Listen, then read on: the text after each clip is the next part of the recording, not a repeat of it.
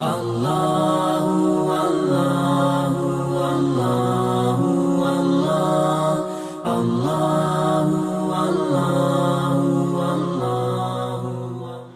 اللہ والحمد للہ والصلاة والسلام علی رسول اللہ وعلی آلہ واصحابہ اجمعین۔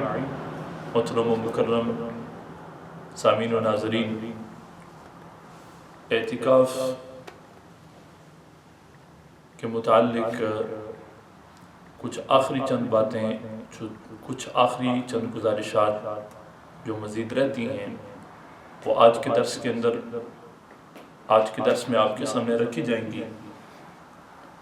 اعتکاف کے اندر کن چیزوں کا خیال رکھنا ضروری ہے، کتنی چیزیں اعتکاف کو توڑ دیتی ہیں، یہ سب بیان کرنے کے بعد اب آخری مرحلے پر ہماری گفتگو ہے کہ اعتکاف کی نیت اور اعتکاف کے دوران اپنے وقت کو کس طرح استعمال کرنا ہے، کن چیزوں کا خیال رکھنا چاہیے دوران اعتکاف، کن چیزوں کے اوپر عمل کرنا چاہیے، اور اعتکاف کے وقت کو کس طرح احسن اور اچھے طریقے سے صرف کرنا چاہیے۔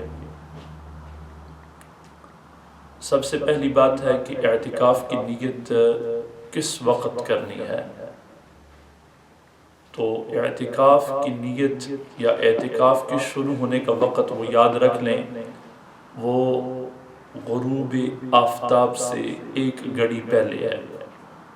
اعتکاف غروب آفتاب کے ساتھ شروع ہو جاتا ہے۔ 20ویں رمضان کی شام غروب آفتاب کے ساتھ اعتکاف کا وقت شروع ہو جاتا ہے۔ اگر کوئی بندہ 20ویں رمضان کو 20ویں روزے کو سورج غروب ہونے کے بعد اعتکاف والی جگہ میں جائے گا تو اس کا اعتکاف درست نہیں ہوگا، اس کا اعتکاف جائز نہیں ہوگا۔ تو بہتر یہ ہے کہ عصر کی نماز کے بعد 20ویں روزے کو وہ اپنی اعتکاف والی جگہ میں چلا جائے ساری تیاری کر کے، تاکہ غروب آفتاب کے ساتھ ساتھ وہ نیت کر کے اعتکاف کو شروع کر لے۔ اگرچہ غروب آفتاب سے اگر 1 منٹ بھی پہلے وہ اپنے اعتکاف والی جگہ میں پہنچ گیا ہے یہ کافی ہے، مگر جتنا تھوڑا سا پہلے چلا جائے اور اپنی وہاں پر تیاری کر لے، بیٹھنے کی جگہ جو ہے اس کو اچھے طریقے سے اپنے لیے مزین کر لے، اتنا ہی زیادہ بہتر ہے۔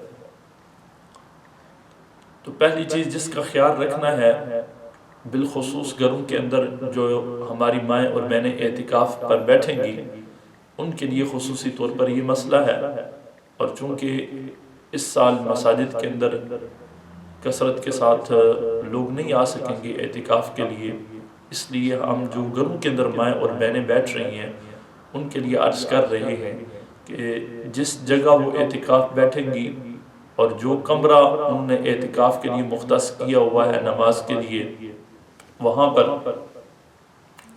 سورج غروب ہونے سے سن سیٹ سے کچھ دیر پہلے چلی جائیں، ہو سکے تو عصر کی نماز کے بعد وہاں پر بیٹھ جائیں اور اپنی وہاں پر جتنی بھی تیاری ہے اس کو مکمل کر لیں۔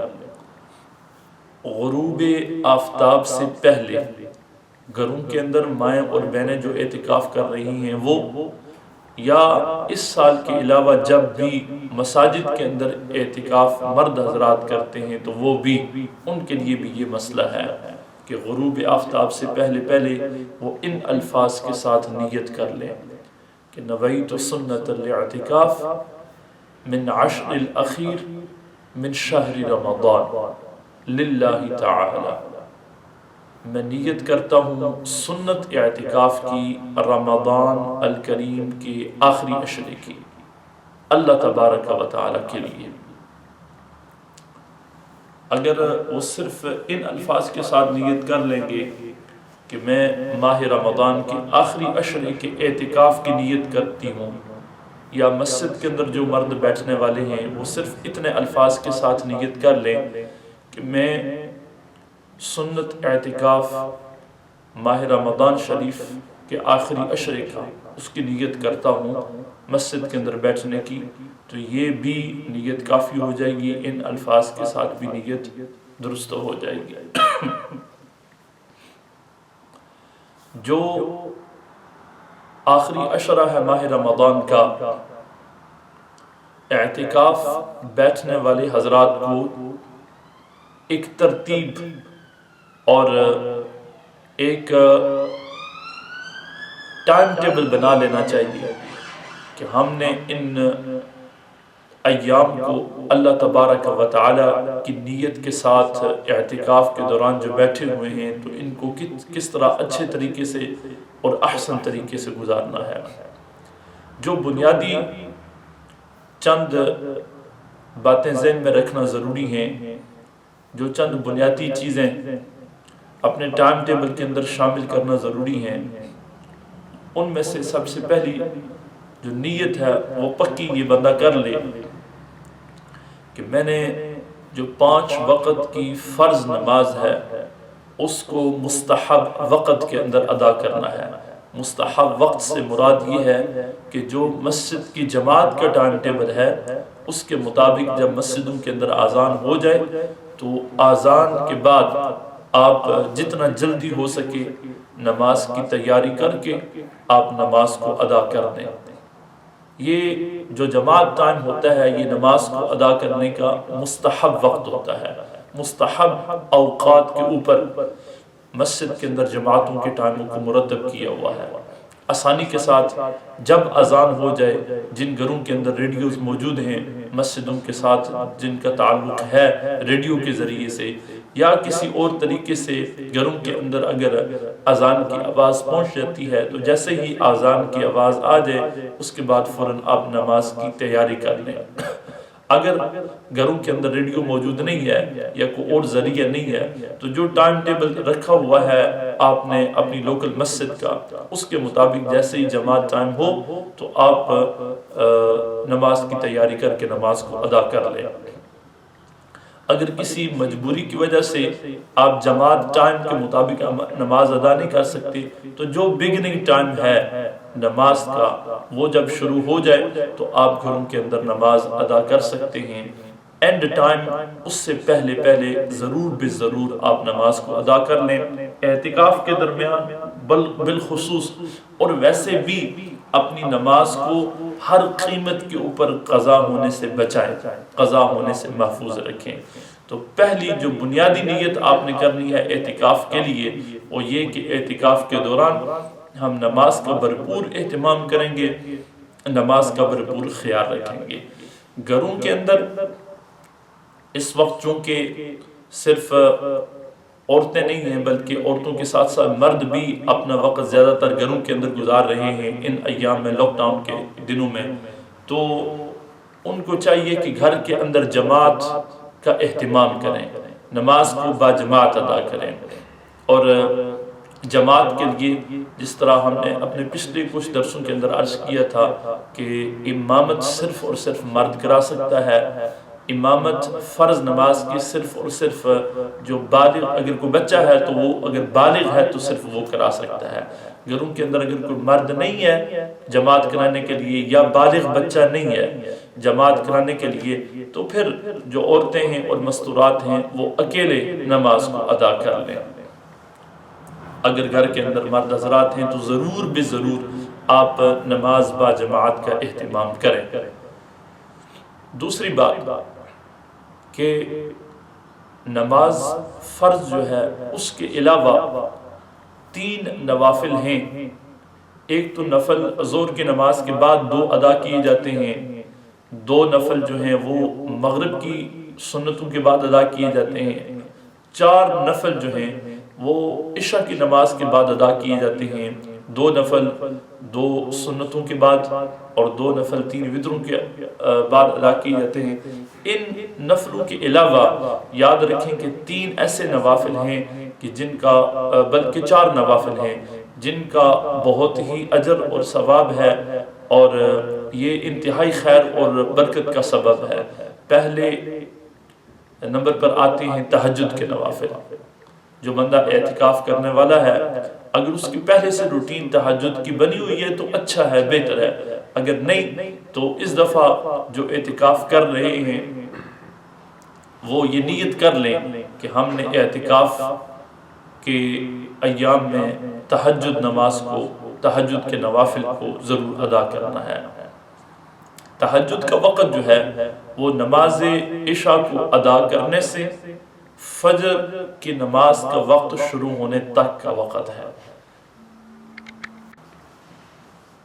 جتنا اس کو فجر کے بگننگ ٹائم کے قریب ادا کیا جائے گا، رات کے آخری پہر میں ادا کیا جائے گا، اتنا اچھا ہے، اتنا بہتر ہے۔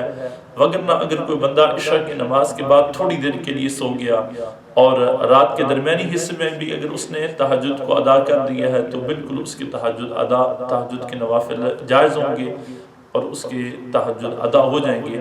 اگر کوئی آخری پہر کے اندر، رات کے آخری حصے کے اندر ادا کرتا ہے تو وہ زیادہ اچھا ہے۔ دوسرے نمبر پر اشراق کے نوافل ہیں۔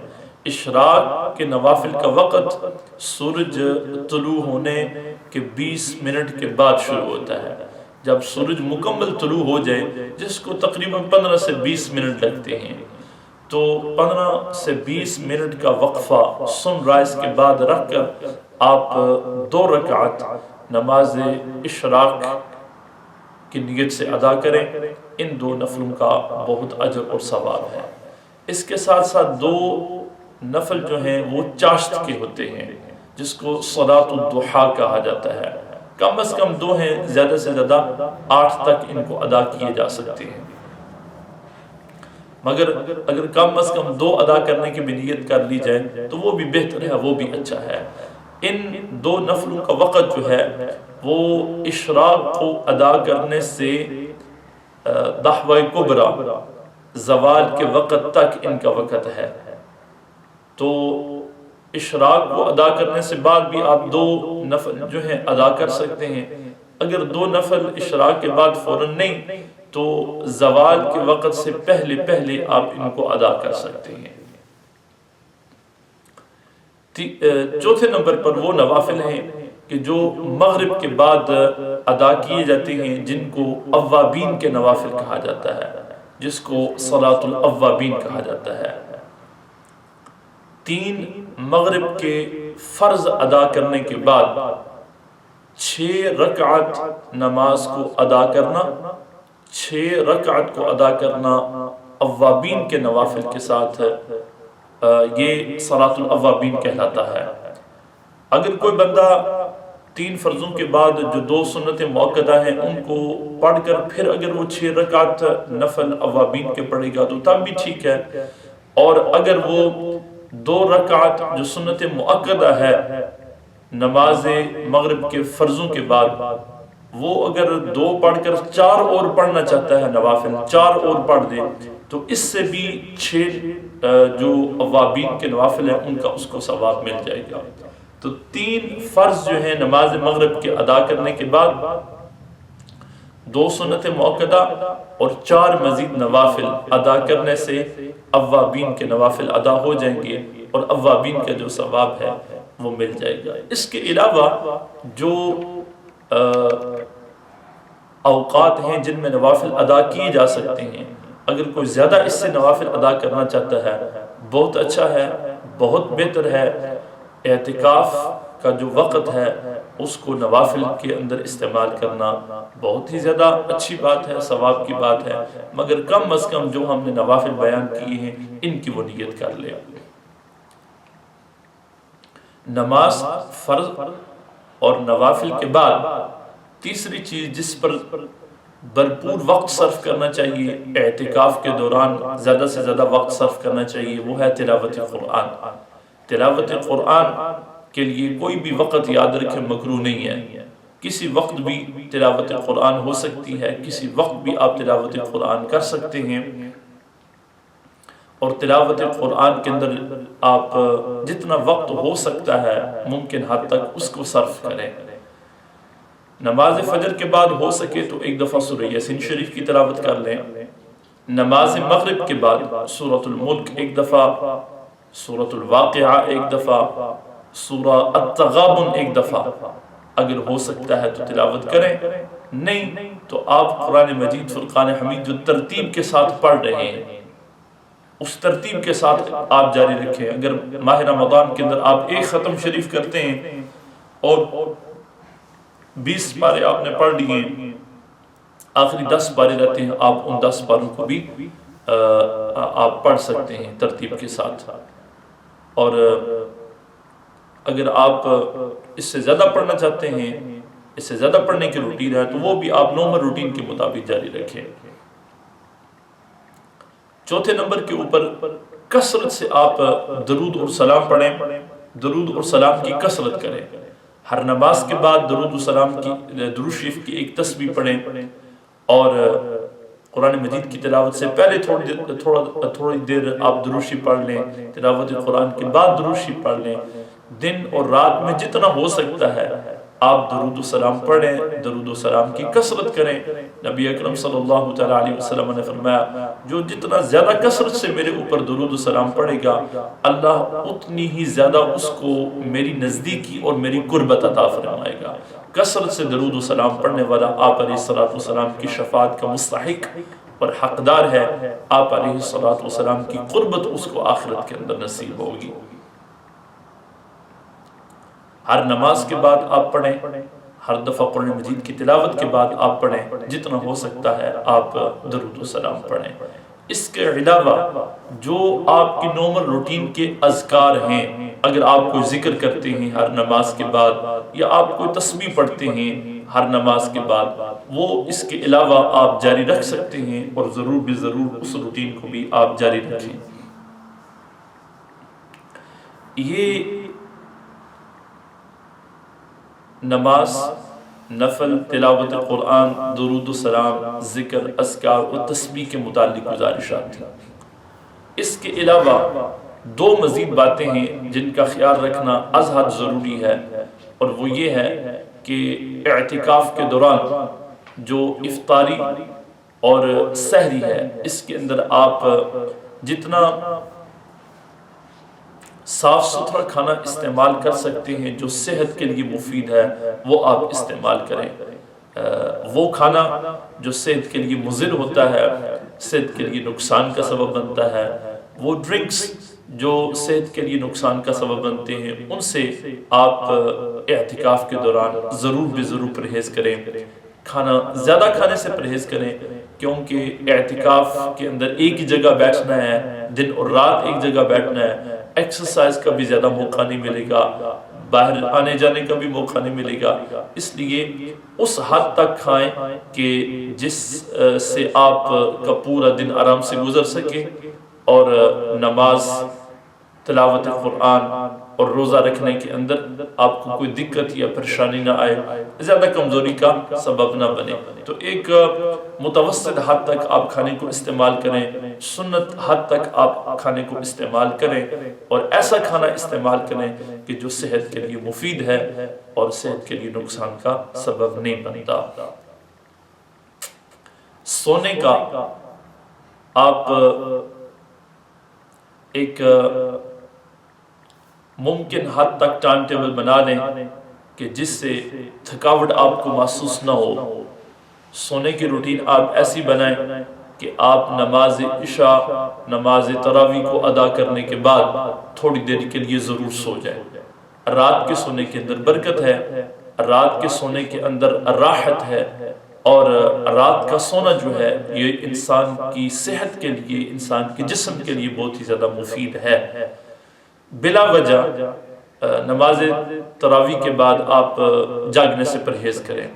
اگر تلاوت قرآن، ذکر و اذکار کی روٹین بنی ہوئی ہے تو ٹھیک ہے، وگرنہ فضول وقت کو گزارنے کے بجائے آپ کچھ دیر کے لیے ضرور سو جائیں۔ دوسرا سونے کا جو وقت ہے وہ سورج طلوع ہونے کے بعد، جب سورج مکمل نکل آئے آپ اشراق کے نوافل پڑھ لیں، چاشت کے نوافل پڑھ لیں، تو پھر اگر آپ آرام کرنا چاہتے ہیں تو ضرور کریں۔ نماز فجر کو ادا کرنے کے بعد فوراً آپ سونے سے پرہیز کریں۔ فوراً سونا صحت کے لیے بھی مفید نہیں ہے، مکروہ ہے، اور رزق کے اندر تنگی کا بھی سبب بنتا ہے۔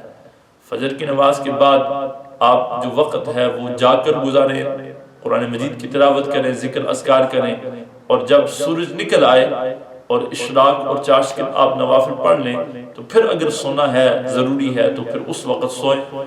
بہتر اور اچھا جو ہے سونے کا وقت وہ یاد رکھیں 2 وقت ہیں، ایک نماز عشاء سے لے کر نماز فجر کے دوران، نماز فجر کا جو وقت ہے وہ شروع ہونے سے پہلے یعنی سحری کا آپ کو وقت لے لیں، اور سحری کے ساتھ ساتھ اگر آپ نے جو تہجد ہیں اس کا وقت نکال کر نماز تراویح کے بعد اور تہجد ادا کرنے تک، سحری کرنے تک جو درمیان کا وقت ہے یہ آپ سوئیں۔ اور رمضان شریف کے علاوہ عشاء کی نماز ادا کرنے کے بعد جاگنا یاد رکھیں مکروہ ہے، عشاء کی نماز کے بعد فوراً سونا مستحب ہے، سنت ہے۔ عشاء کی نماز کے بعد فوراً سونے کی آپ روٹین بنائیں، اور عشاء کی نماز سے لے کر تہجد تک یہ سونا انتہائی خیر و برکت والا ہے، یہ سب سے بہترین وقت ہے سونے کا۔ اس کے علاوہ جو دوسرا وقت سونے کا مسنون ہے، سنت وقت ہے، اور صحت کے لیے بھی بہتر ہے، ذہنی نشو و نما کے لیے بھی بہتر ہے، وہ ہے ویسے رمضان شریف کے علاوہ دوپہر کا کھانا کھانے کے بعد، اور رمضان شریف کے علاوہ جب آپ ظہر کی نماز کو ادا کر لیں تو ظہر کی نماز کو ادا کرنے کے بعد آپ نے جو آرام کرنا ہے وہ ضرور آپ آرام کریں جتنی آپ کو آرام کی ضرورت ہے۔ اس کے علاوہ زیادہ سونے سے پرہیز کیا جائے، زیادہ وقت اعتکاف کے اندر سونے سے احتراز کیا جائے۔ اعتکاف سے مراد یہ نہیں ہے کہ بندے نے آرام سے سونے کے اندر وقت گزارنا ہے، روزے کا بھی مطلب یہ نہیں ہے کہ زیادہ وقت جو ہے وہ سونے کے اندر گزارنا ہے، بلکہ روزے کا مطلب یہ ہے، اعتکاف کا مطلب یہ ہے کہ بندے نے اپنے آپ کو اللہ کی عبادت اور اللہ کے ذکر کے لیے جو مختص کیا ہوا ہے تو وہ اللہ کی عبادت کے اندر اور اللہ کی یاد کے اندر زیادہ سے زیادہ وقت کو گزارے۔ یہ چند گزارشات تھیں اعتکاف کے متعلق، میں امید کرتا ہوں یہ گزارشات آپ کے لیے ضرور مفید مند ہوں گی۔ جو مائیں اور بہنیں گھروں کے اندر اعتکاف کر رہی ہیں، اللہ ان کے اعتکاف کو بالخیر فرمائے، آسان فرمائے۔ بار بار ساتھی ہم سے پوچھ رہے ہیں کہ مرد حضرات کیا گھروں کے اندر اعتکاف کر سکتے ہیں؟ ان کا اعتکاف مردوں کا صرف مسجد کے اندر ہوتا ہے، مسجد کے اندر اعتکاف بیٹھنا مرد کے لیے شرط ہے، اور گھروں کے اندر صرف اور صرف نفل اعتکاف کی نیت کے ساتھ جہاں وہ نماز پڑھتے ہیں وہاں بیٹھ جائیں، نفل کا ثواب مل جائے گا۔ بہرحال جو سنت اعتکاف ہے وہ صرف اور صرف مسجد کے اندر ہوگا۔ Few recommendations regarding how to spend time during i'tikaf, how to conduct your i'tikaf. We will talk about the niyyah, how to do the niyyah of i'tikaf. I will mention the niyyah in Arabic and then in English.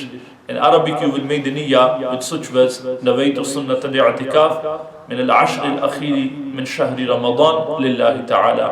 And make an intention to sit sunnah i'tikaf in the last 10 days of blessed month of Ramadan al-Kareem for sake of Allah subhanahu wa ta'ala. Do the intention of i'tikaf with these words. If no, simply you can say this with at the time of intention, that I make an intention of doing sunnah i'tikaf in the blessed month of Ramadan al-Kareem. And this will be also sufficient. Time of beginning of i'tikaf, that is with the sunset of 20th fast and 20th day of Ramadan. When sun sets on the 20th fast of Ramadan, 20th day of Ramadan, then with sunset the time of i'tikaf begins. If a person is not sitting in the place of i'tikaf at the time of sunset, his i'tikaf will not be valid. Sunnah i'tikaf we're talking about here. So for that it is necessary that a person is sitting in the place of i'tikaf prior to sunset, 5-10 minutes prior to sunset. It is best, it is better that after performing Salatul Asr, wherever you are doing i'tikaf, and we are talking about women doing i'tikaf in the homes, we're not talking about men. Men will be doing i'tikaf in the masajid, so let's say when men are doing i'tikaf in the masajid, they should come in the masjid at the time of Salatul Asr, perform Salatul Asr, and then settle down in the masjid for the i'tikaf, and with sunset they make the intention of i'tikaf. At homes, our mothers and sisters who are doing i'tikaf, for them it is also best that after Salatul Asr, after you have performed your Salatul Asr, sit in the same place and settle down in that place, and be ready to make the niyyah of i'tikaf. And soon there is a time for sunset. A few minutes prior to that, make this intention of i'tikaf, and with sunset, the time of i'tikaf will start. During i'tikaf, few things that one should keep in mind, that is that make the firm intention of performing salah on time. Do not miss salah at any cost. Time of salah, the best time, recommended time, is jama'ah time. If adhan is being broadcasted in your homes through radio transmission or through other sources, then when adhan takes place, after that immediately get ready for performance of salah and read your namaz. If adhan isn't being broadcasted, then at least follow your local masjid timetable. Whatever the jama'ah time is, read your namaz after that as soon as you can. If for any other reason you aren't able to perform your namaz straight after the azan happens or at the jama'ah time, then in between beginning time to end time, whenever you find the time, definitely read your namaz and protect and safeguard your namaz. Asr namaz, you have to keep in mind that it is makruh tahrimi to delay to the last 20 minutes. It's makruh to delay. So for Asr time, keep in mind that don't delay it and read it in early time as much as possible. In general, you have to make sure that your salah is being read at recommended time. Second thing, along with farz namaz, there are some nawafil. If you make intention this Ramadan al-Kareem to read these nawafil, they will bring great blessings in your life. First type of nafil, that is tahajjud, salatul tahajjud. Check upon the conditions of tahajjud, speak to your local scholars, use the channels, whichever sources that you use to get Islamic information. But quickly I will mention that tahajjud time is after Salatul Isha and before the beginning time of Fajr. And for that, sleeping is a condition. After Salatul Isha, to sleep and then wake up for tahajjud and to read tahajjud before the beginning time of Fajr. That is the way of performing tahajjud prayer and tahajjud nawafil. Minimum is 2 rak'ah and average is 8. Our Prophet ﷺ performed 8 nawafil of tahajjud throughout the year, in Ramadan, out of Ramadan. Some people are confused with the tahajjud and they think, this is 8 tarawih. Tarawih are also 8. al-Mu'minin Aisha Siddiqa radiyallahu anha, she was asked about the night prayer of the Prophet sallallahu alaihi wasallam, and she said, in Ramadan or out of Ramadan, Prophet sallallahu alaihi wasallam would read 8. That is tahajjud actually. Otherwise, Salatul Tarawih is a separate prayer which is only for Ramadan al-Kareem. It's a special prayer only in Ramadan. So tahajjud, you should make an intention to perform. Along with tahajjud, after sunrise, 20 minutes after sunrise, it is sunnah to perform 2 rak'ah of ishraq. There is a great blessing for performing Salatul Ishraq. And before the midday and before the zawal time, to perform 2 rak'ah with the intention of ad-duha, Jash Salatul Duha. That's another nafil which holds great blessings, and there is a great reward for performing 2 rak'ah just before the midday, just before the zawal time. Technically, you can perform 2 rak'ah of Jash al-Duha straight after Ishraq too. Some people, they read 2 rak'ah of Ishraq and 2 rak'ah of Jash al-Duha together. That is also permissible. Finally, it is sunnah to read 6 nawafil after Salatul Maghrib. Once you have read the 3 fard of Salatul Maghrib, to perform 2 rak'ah sunnah mu'akkada and then 4 more nafil. It is known as Salatul Awwabin, 6 rak'ah of Salatul Awabin, and they also have great blessings and they also have great thawab.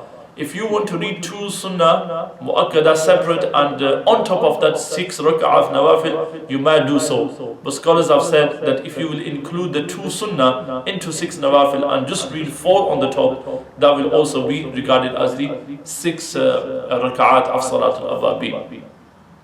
Other than these nawafil which I have mentioned, whatever available time that you have, you must read nawafil, and do read nawafil as much as you can. After namaz and nawafil, the third best thing to do, that is to recite Quran al-Kareem as much as possible. On your normal routine, whatever the portion of Quran al-Kareem you read, or as much Quran al-Kareem you read, continue with that. But during Iti'Kaaf, try to increase the recitation of Quran al-Kareem. If possible, try to read once Surah Yasin after Salatul Fajr, Surah Al-Mulk, Surah Al-Waqi'ah, Surah Al-Taghabun after Salatul Maghrib. And other than this, whatever your normal routine is, continue with that. After recitation of Quran, fourth thing, that is to recite Durood Sharif, sending salawat, salutation and blessings upon our Prophet sallallahu alaihi wasallam. Do that as much as possible. The more one will read Durood Sharif upon Prophet sallallahu alaihi wasallam, the more one will send salutation and salam upon Prophet sallallahu alaihi wasallam, the more closer he will get to Prophet sallallahu alaihi wasallam. Through salutation and through salah and salam upon Rasulullah sallallahu alaihi wasallam, one will receive the intercession, one will gain the closeness to Prophet sallallahu alaihi wasallam on the day of Qiyamah. Other than these mentioned things, read adhkar, awrad, wazaif, dhikr of Allah subhanahu wa ta'ala, tasbih of Allah subhanahu wa ta'ala with normal routine as much as you can. This was regarding obligations, regarding fara'id, nawafil, recitation of Quran. Now comes the physical conduct. That is that since in I'tikaf you will not be moving, you will not be exercising, so be careful about your food. Try to stick to sunnah method of eating food. Try to have healthy food and try to eat as much which is necessary for you to spend the day. Don't overeat, as that will not only bring tiredness in you, but it can cause laziness in you and keep you away from performing nawafil, from reciting Quran al-Kareem. Sleep is an important thing. You should have a good timing for sleep. There are 2 sunnah times to sleep, between Isha and Fajr. After performing Salatul Isha up until the beginning time of Fajr, excluding the time of Tahajjud, the last portion of night in which there is enough time for a person to perform wudu and then read nawafil of Tahajjud. Other than that entire time during the night, it is sunnah to sleep. That's the best time to sleep. It is good for the health, it is good for the well-being of a person. And the second sunnah time is to do siesta out of Ramadan, to sleep after you had food during the day, after you had dinner and lunch during the day. Within Ramadan al-Kareem, after you have performed Salatul Dhuhr, to sleep, that would be sunnah, and that is known as qaylula, siesta, to do siesta, power nap. Other than these 2 timings, it is best not to sleep. Sometimes a makruh to sleep, such as straight after Fajr, such as after Salatul Asr, such as between Maghrib and Isha, it is makruh to sleep. It is disliked to sleep. So avoid sleeping during disliked times, which I mentioned after Fajr, after Asr, after Maghrib, between Isha and Maghrib. And the 2 sunnah times which are for sleeping, try to stick with that. If you need a bit more time sleep to keep you awake or to keep you more active for reading namaz and for recitation of Quran, you can have little extra sleep, but make sure I'tikaf doesn't mean to have extra sleep. Fasting doesn't mean to have extra sleep. Other than that, make plenty of dua for yourself, keep us in your prayers, and I'll make dua that your i'tikaf goes well. I again clarify that whatever we have mentioned, these are the recommendations for men and women both equally. However, for men, i'tikaf is only in the masjid. For women, i'tikaf is at homes.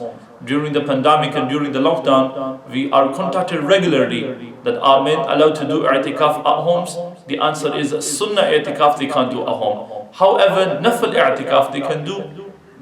The area which is specified for performing salah over there, if they make an intention of nafil i'tikaf and they sit for last 10 days of Ramadan, they will get the thawab, because i'tikaf means to seclude yourself, to isolate yourself for remembering Allah subhanahu wa ta'ala. For sake of Allah, to isolate yourself is known as i'tikaf. For men, there are other conditions, but for women, to isolate themselves within their homes, for dhikr of Allah, for remembrance of Allah, this is i'tikaf. So that means that isolation is not only for pandemic, isolation is not only from virus, but isolation is sunnah from dunya for the sake of Allah subhanahu wa ta'ala. May Allah subhanahu wa ta'ala make it easy for all those mothers and sisters who are doing i'tikaf in their homes. May Allah subhanahu wa ta'ala give them tawfiq to spend the time during the i'tikaf according to sunnah. Wa ma'alihi illa balagh wa sallallahu ta'ala alayhi wa sallam. اللهم صل وسلم وبارك على سيدنا ومولانا محمد وعلى آله وصحبه أجمعين. لا إله إلا أنت سبحانك إني كنت من الظالمين. وصلى الله تعالى على خير خلقه سيدنا ومولانا محمد وعلى آله وصحبه أجمعين.